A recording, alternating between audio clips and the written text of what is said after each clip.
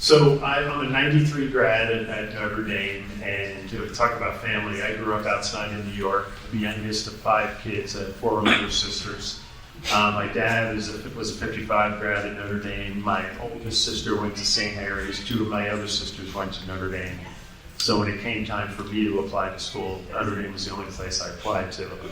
So I was raised, one of those kids in one of those families where everything was Notre Dame. And then I met my wife when I was in law school. And she was didn't go to Notre Dame, went to a school in New York, played basketball and softball in college. She's a really great athlete. And we have 3 kids. My wife's name is Tiffany. Our 3 kids are, our daughter is 16, the boys are 14 and 11. So when I came back to Notre Dame last July in that transition stage with Jack, we made the decision that my wife Tiffany and the kids spent 1 more year back in Connecticut. And it was tough, but it would have been a lot for them to find a house, to find new schools. So they moved out in August, and our house was supposed to be ready July 1st, and it's 4 months behind schedule. So I'm in a townhouse right across the street from Compton, which was great when it was just me. Now it's the 5 of us and the dog, and it's a little cramped, but it's fun. Tim like being back in college.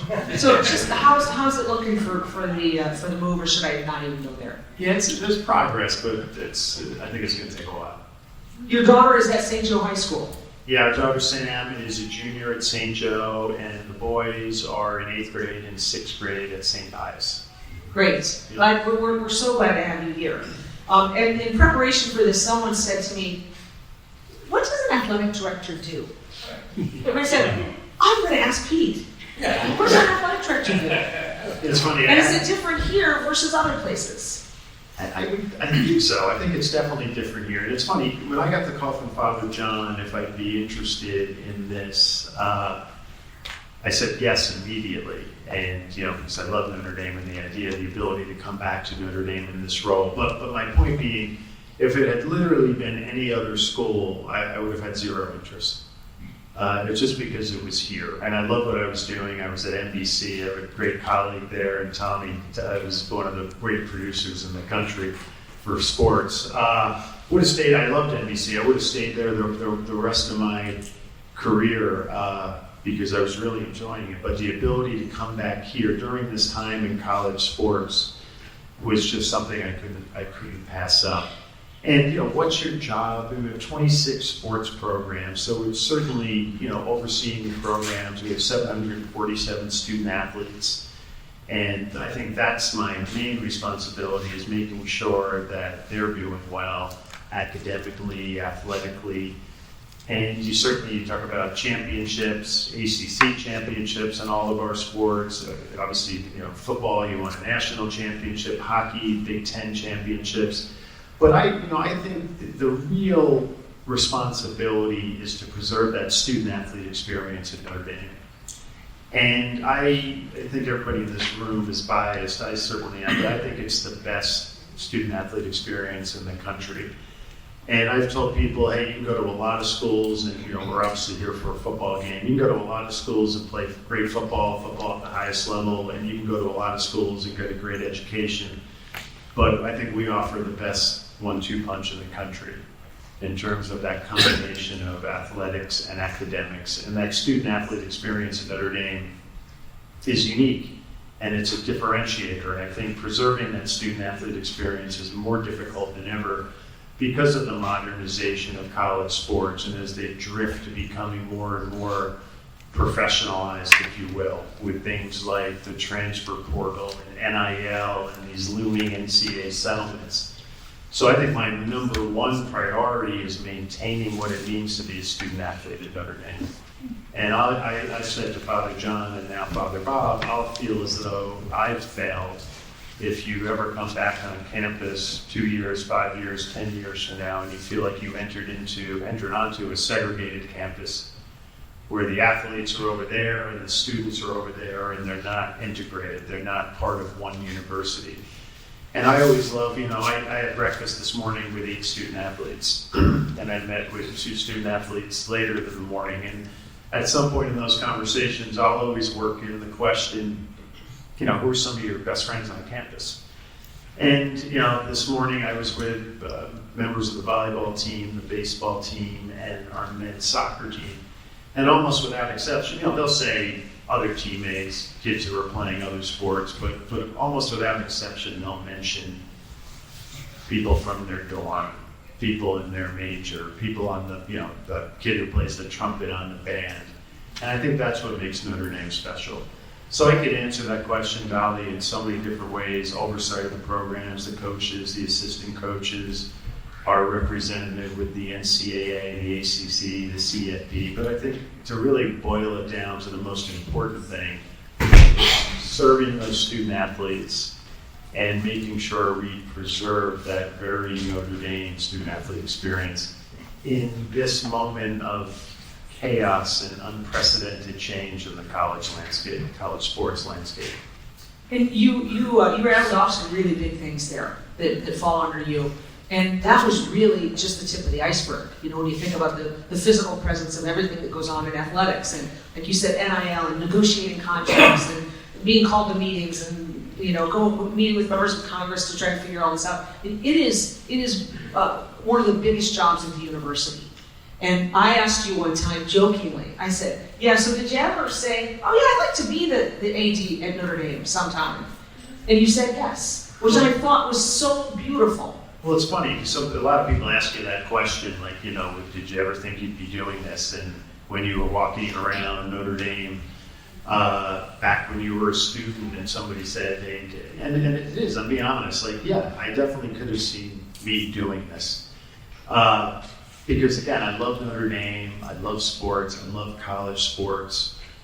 There's other things in my career where I would have said, I don't ever see, I never thought of that, like my time at NBC with Tom, there's my time at Creative Artist Agency. But if you had asked me, hey, could you see yourself back here at Notre Dame, I would have said, not only yes, but boy, I hope so.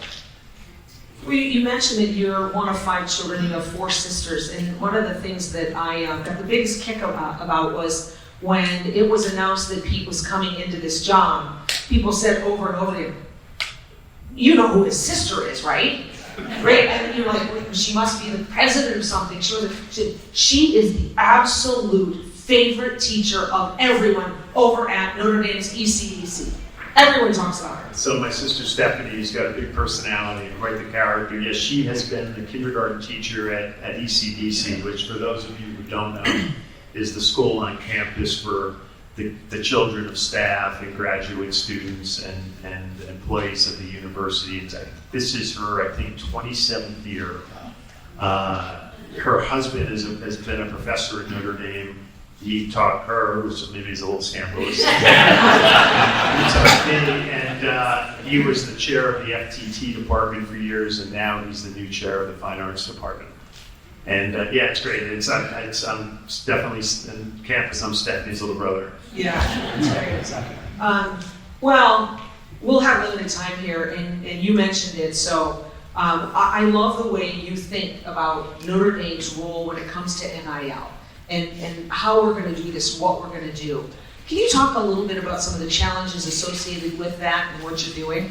Yeah, so name, image, and likeness, NIL, everybody who follows college sports even a little bit, it's inescapable to not talk about NIL, to not have read about NIL. And the concept of it makes all the sense in the world. It was an equalizer that what could college student athletes, in terms of their name, image, and likeness, kind of earn some revenue, some form of compensation for their name, image, and likeness. And the thought was that if you're a musician, if you're a computer programmer, if you write a book, you could be Taylor Swift and be a student at Notre Dame and be a billionaire. And it doesn't affect your ability to be a Notre Dame student. That's fine. But if you were a Notre Dame student athlete, if you were on the football team and you were from the West Coast and you didn't come from any kind of financial means, so your senior year rolls around and your parents haven't seen you play because they can't afford to fly out to South Bend, and you take 5-year jerseys and sign autographs and sell them, you're ineligible.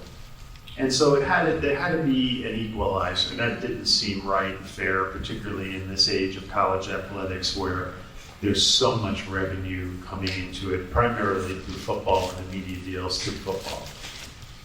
So NIL rules were passed. Notre Dame was a big proponent of NIL. Then the problem became with the lack of regulation, it devolved into pay-for-play. And that's kind of, Notre Dame, we're doing it right. We have a collective fund, which is, for helping Notre Dame. But it's created such trouble and such abuse in the system. And we have to be aggressive, we have to be strategic, because you have to be in that NIL game. As I said to Father Bob, you can have the best coaching staff in the country, the best facilities in the country, but if we're not aggressive in a very Notre Dame way in the NIL space, you're going to be lucky if you go 6-6, because you're just not going to get the players, the type of talent you need to win. Now, what's on the horizon right now, because everybody realizes something needs to be done, and there's been this kind of hope for a few years that Congress would get involved, and they may at some time, but certainly not before this next presidential election. But there's an NCAA settlement on the table. And the NCAA settlement is basically a document that was agreed to between the plaintiff's attorneys who are representing the student athletes and the attorneys representing the NCAA and really the Power 4 conferences. The Big Ten, the SEC, and the ACC, the Big 12, and for this purposes, we're part of the ACC. The agreement on the table has a backwards-looking element and a forwards-looking element. The backwards-looking element is an agreement by the NCAA to pay a $2.8 billion penalty to a class of athletes that has already graduated, going back about 4 or 5 years. And the NCAA will pay that through 10 yearly installments of $280 million. They'll claw that money back by making less distributions to universities and colleges, so we'll take a financial hit from that. That's the backwards part. The forward-looking part, if this settlement is approved, and we'll know in relatively short order, the thought is it will be approved or continue to be negotiated and tinkered with the Judge Wilkins, who's in front of right now, probably in the December, January timeframe, and if approved, going into effect next year. And if approved, for the first time ever, universities that are part of those Power 4 conferences or opt into it will be allowed to directly compensate their student athletes up to a cap number of $22 million a year. That cap will increase a 4% escalator every year, and with look-ins, so that 22 million number will go to 25, 27, and 30 over the course of the next decade. So now, should it get agreed to, we think it will, we and other major universities, you don't have to pay anything, but you can only pay up to 22 million, and if you're going to stay competitive in those revenue sports, like football, men's and women's basketball, you're going to have to hit that cap. And you're going to have to directly compensate student athletes primarily in those sports. So it is like I said before, it's an unprecedented time in college sports. Also, as part of the settlement, right now, we have 747 student athletes in 26 sports, and we have 322.2 scholarships, because each sport's kind of regulated how many scholarships you can have.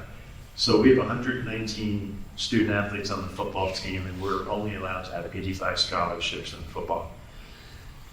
As part of the settlement, all of the scholarship limits will be taken away, and the roster limits will be imposed. So, for example, on football, we'll have to go from 119 people to 105.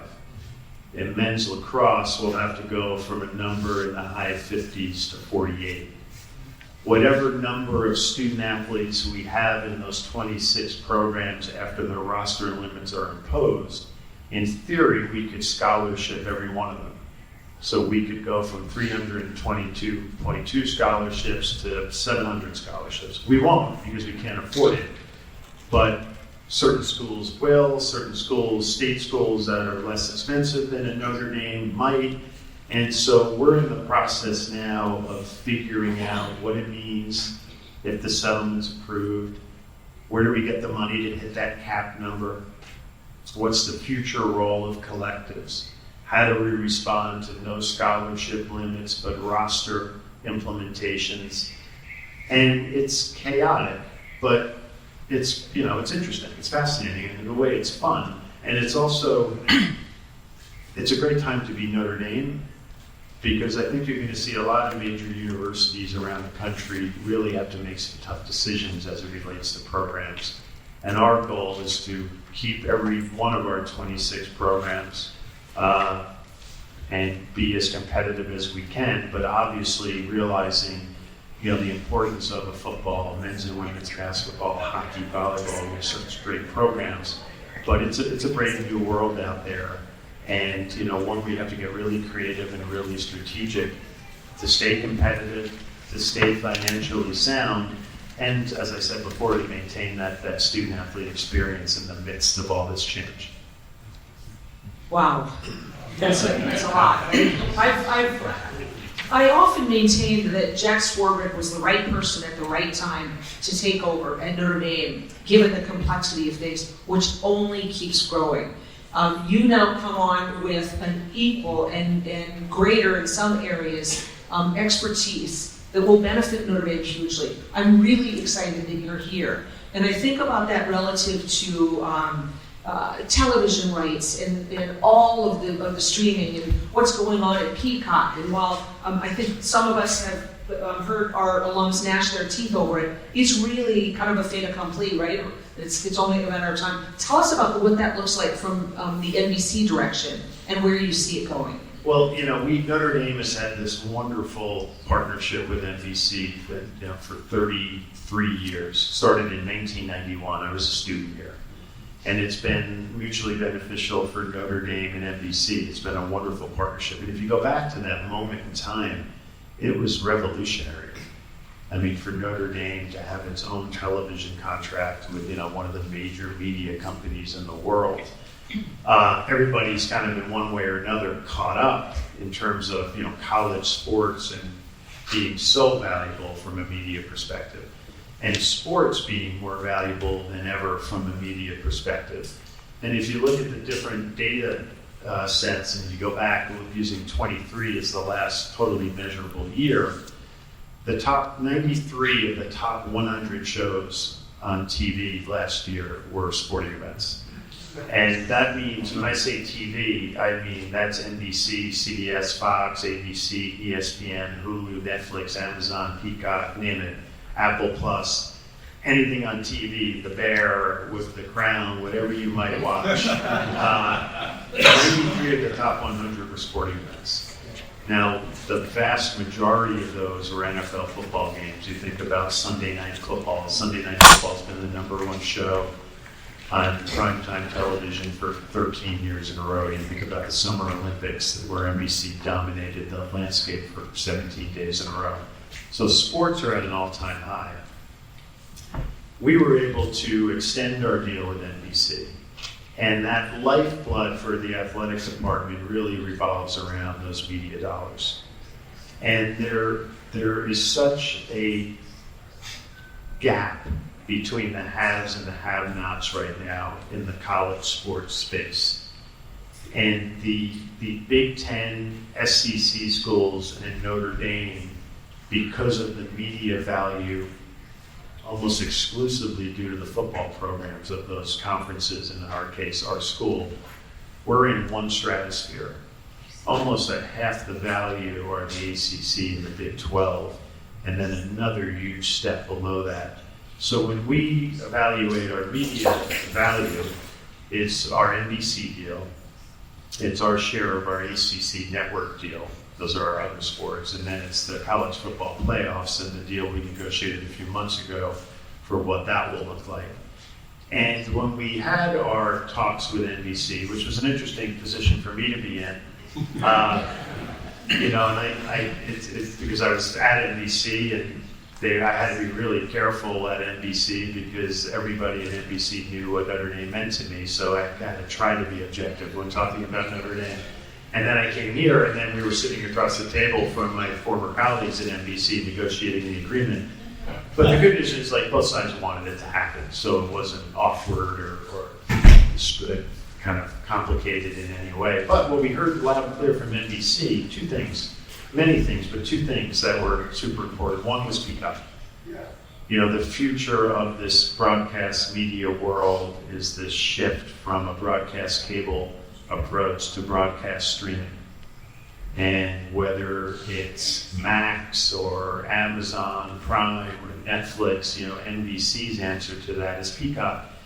And credit to Jack, I remember flying out as part of NBC, flying out to meet with Jack in June a few years ago. And we would have these catch-up meetings to kind of see what was working on both sides. And I was flying out with a bunch of the team from NBC. And our main reason for the visit, and Jack didn't know this, is we were going to ask him if Notre Dame would allow us at NBC to put one game a season, a home game. I see people rolling their eyes already. exclusively on Peacock, because that's where the value was for NBC. And we were certain he was going to say no. And we were actually saying, he's going to say no. And when he says no, this is what I'll say, you say it. And at the end of the meeting, as it was ending, I said, Jack, one more thing. Is there any chance we could put one of the home games on Peacock exclusively? And to his credit, he said, yeah, let's do it. I want to be a leader there. And now a few years later, you have NFL playoff games on Peacock and on streaming services. You have Thursday Night Football on Amazon Prime. You have the Olympics, wall-to-wall coverage on Peacock. And I get the frustration, and whether you love it or hate it is irrelevant. The fact is we could not have done the new NBC deal without the Peacock component. And in so many ways, it's the Peacock side of the NBC business that's paying for the Notre Dame football deal. So not only do we have the one game exclusively on Peacock each year, but we also have the docuseries, which will do a 6-part docuseries on Notre Dame football every year for the next 6 years. And, it's where the world's headed. And I bet if I'm, I won't be here, but who's ever sitting here either after me and you, or maybe a couple of people after me and you. I'll be here forever. We're going to see where the world heads. You don't know, but I don't think streaming's going away. And that's whether we were negotiating with NBC or ESPN or Fox or CBS or name it. You're not going to do a major sports right deal in this day and age without a really important streaming component. So even though it's frustrating and people have to remember their username and their password, more than ever we need those dollars. Well, the response to that was just brutal, as you know. Well, right? it was brutal. I'll give you a little inside story. So I was out at an NFL meeting the day of that game, the Toledo game. And that morning, for the first time ever, Peacock wasn't working. Yes, and we had Premier League soccer on, and Peacock, as the Olympics, everything was 100% fine. Just this one Saturday, it wasn't working. And Jack called me up in a panic, and he's like, "Hey, Pete, we're trying to watch the Premier League. Peacock's not coming up." And I'm literally talking to Jack, super calm on one phone, Jack, it's fine, this stuff happens. It's gonna be fine, don't worry about it. And then on with the NBC Peacock people, I'm never gonna be allowed back on campus. The backup plan was to put it on NBC, and then of course it was the Toledo game, which we were supposed to win by 1,000 points. And now I was thinking I put the Peacock jinx on Notre Dame. But thankfully, we won that game. I asked Jack about it, and he kind of explained. And once he explained, it made a lot of sense, even early on. So I was doing an interview with him, and this next interview, I said, "Can I ask you anything?" And he said, "Yeah." I said, I'm going to ask about the Peacock game." He said, "Ask me. I want to talk about it." So we had this nice dialogue back and forth, and I said, "Okay, I've got one final question. What in God's name were you thinking with the Peacock game?" Right? And of course he knew it was coming, but it was really, just like you did there, it's really great to put an answer out there, even if it's painful, it's where everything's going. So I think the biggest issue people have with watching sporting events on streaming is the inability to jump around. because, and that's intentional on the streamer part, it's kind of, it's quicksand. But, even the biggest Notre Dame fanatics like me and like the people in this room, if you're watching a Notre Dame game on TV, when it's timeout, at the end of the quarter, halftime, okay, how are they doing? How are they playing? How are they playing? How are they playing? Streaming, you gotta get out, you gotta get in. It's cumbersome in that regard. But it's getting better and better, and it's becoming, more and more of people's viewing habits. People no longer say, I'm going to go home and watch broadcast TV or cable TV or streaming. They're like, I want to watch that. And that's where it happens to be. That's becoming reality. Well, we're getting well into the season, which means one thing: basketball is just around the corner. We had a chance last week to interview Micah Shrewsbury. He was just great and optimistic. Let's talk a little bit about how you view both men's and women's basketball, where they are, where they're going. Yeah, and they're two very different positions, right? I mean, Micah is rebuilding a program without a doubt, and I think he's the right person to do it. He is through and through a basketball coach. He loves coaching, and you watch him in practice, and he is part of that. He is on that court. He is running around. He's got the great coach's voice, right? That gravelly voice. And he told me, he's like, hey, I'll do anything you need me to do, but just now I care about two things: my family and basketball. And he's unbelievable energy, and just the progress of that team from the beginning of last year to the end of last year was amazing. And I'm meeting with a couple of basketball recruits this afternoon when I get back to my office. It's going to take some time, but he is building that program, and I think he's going to have us back, on top or near the top in short order. Very different situation with women's basketball. I think we have, without a doubt, one of the 2 or 3 most talented teams in the country.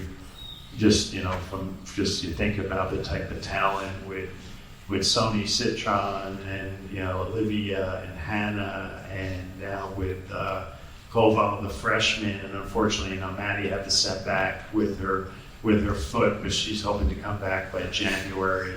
We have so much talent, so much depth. I think we could make a real run for a national championship this year. And Dial, she's such a great Notre Dame story. Came to Notre Dame, suffered through 2 ACL injuries, won a national championship. Then to come back as an assistant coach and the head coach, the only mistake she made is not sending her son to Notre Dame. For those of you who don't know, he went to Purdue or was a lottery pick in the NBA. Yeah, looking forward to that. I know that a lot of you have questions, so are you good to just turn it over to them? Yeah, sure. Yeah, of course. Yeah, you can do that. I think we'll be able to hear you. Given the $22 million annual cap that you talked about, given the size of football rosters and the importance of football from a revenue stream standpoint, doesn't schools like, let's say Marquette, who doesn't have a football program, don't they have a decided advantage, or is there some kind of step down if you want to involve the research of sports as a school? It's a great question and a real life issue that people are wrestling with right now. And the gist of it is, will schools that don't have major football, first of all, you have to have the financial resources, right? But will schools that don't have major football programs pick other sports to invest heavily in with compensation? So you mentioned Marquette. Think of a Marquette. Think of a Villanova. What if you're Duke, who has financial resources? Are they going to say, okay, when the Notre Dames and the Ohio States and the Michigans and the Alabamas and Georgias are doing that for football, no thanks. We're going to do that for basketball. The answer is maybe. Yeah, and it could put many schools that have major football programs at a bit of a competitive disadvantage. We think at the major conference level, so take the ACC as an example, will they have a football compensation minimum requirement? And why I say that is because it's critical for the ACC to maintain their relevance in college football. Because if they lose their relevance in college football and lose their spot at the college football playoff table, the overall revenue hit in the athletic department would be massive. And will some conferences maybe contemplate a revenue maximum? You know, if you're an SEC team, you're going to say, well, we don't want you just compensating football because we believe in all these other sports, Olympic sports and the like. But all of those are things that people are concerned about and wondering what the implications will be. Think about the Big East. Will they just go heavy in basketball and kind of recreate themselves as a basketball powerhouse? Joe, right back there. We're going to look at the football schedule and compare it to past years. Say the year we won the last national championship for adults. And we're all anxious to be winning national championship. I just feel we have to have better opponents to play, be able to get to that national championship. I think when Holtz won it, I think we played 5 top 10 teams during that season. We can't continue to play these lesser schools and expect to win the national championship. What can we do in that? Well, our schedule, much of our schedule is kind of mapped out through the next 7 to 8 years. We have the ACC requirement, we have the USC rivalry, we have the Navy game, and then I think we really have the best scheduling person in the country in Ron Powell, who everybody knows. You know, Ron was the 5-star quarterback and unbelievable quarterback here at Notre Dame. Now he's as I call him, almost like president of the football program, but one of his many responsibilities is working closely with me and others on scheduling. This year is different. It's a different type of schedule, particularly our home schedule. But you know, we opened up in probably the toughest place to play in the country with Texas A&M. You know, we're looking to end the season with again, looks to be a really strong USC team. But one thing we learned we certainly learned you don't look past anybody, right?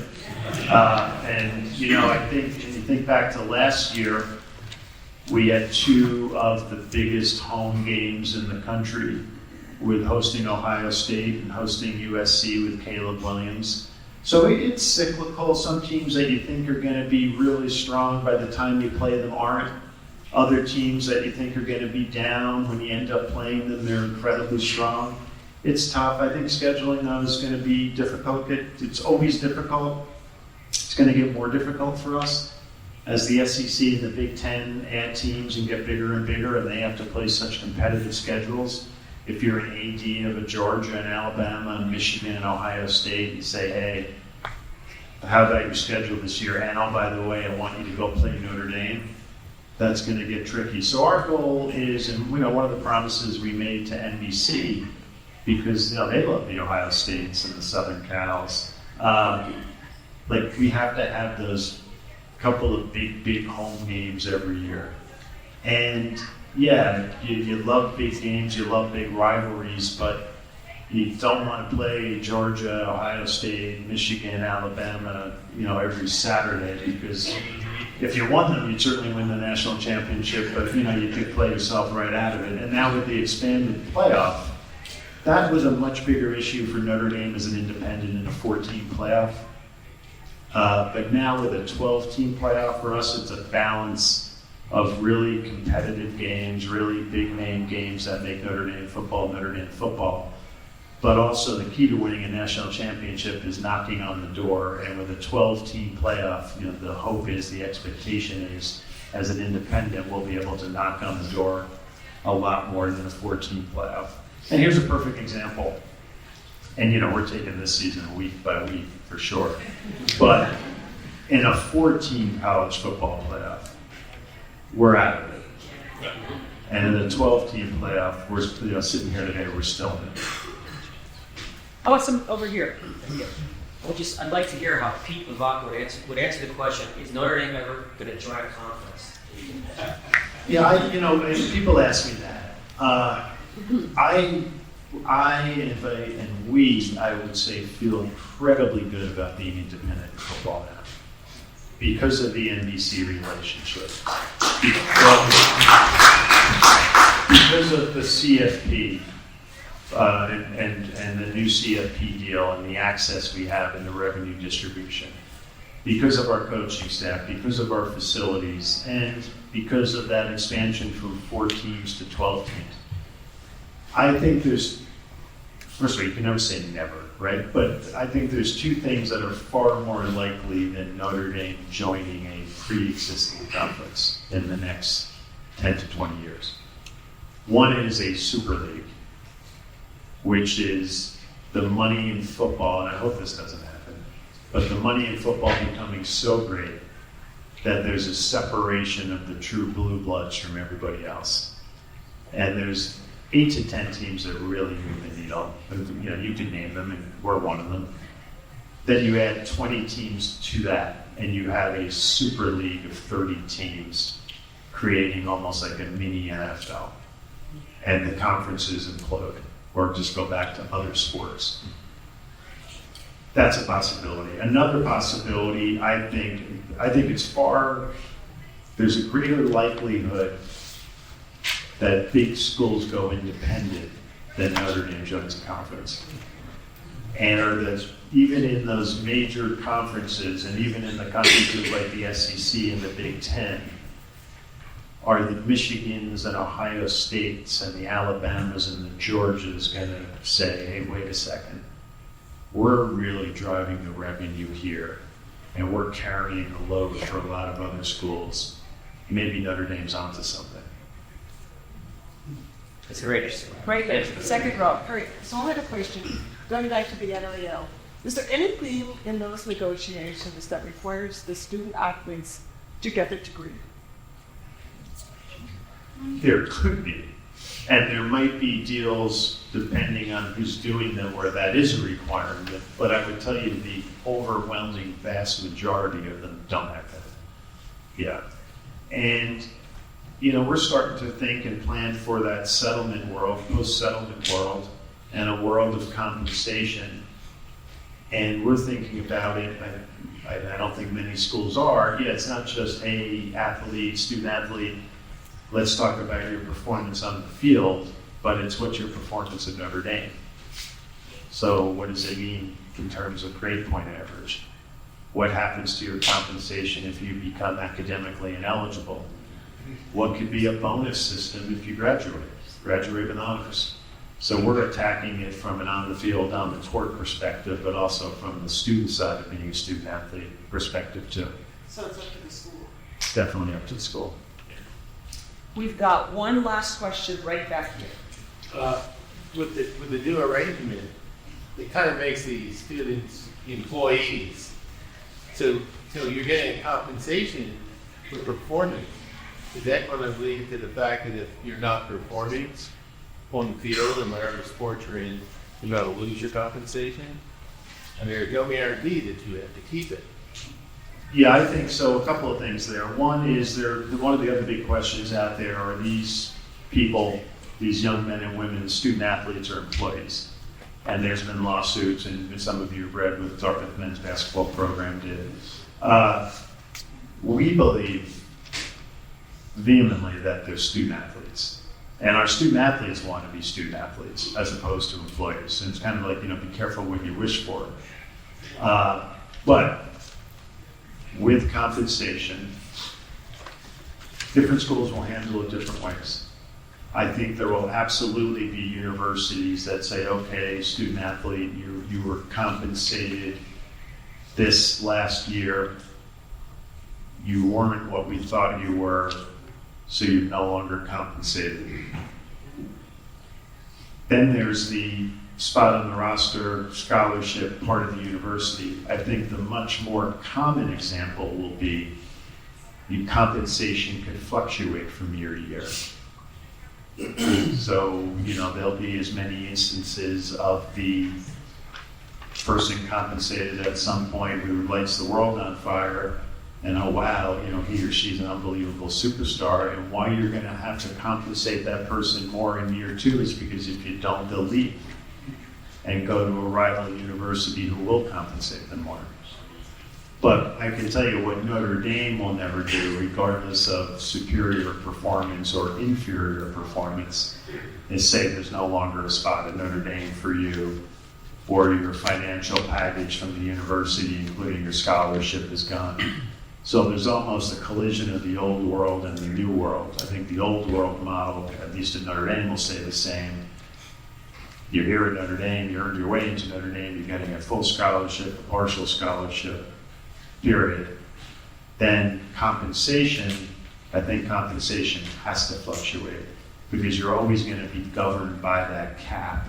And to stay competitive, you're going to have to retain and attract the best players you can in the country. So as we wrap up, I think that you will now see why many of us, most of us at Notre Dame are hopeful, knowing that we have Pete Bevacqua at the helm. Let's give him a round of applause.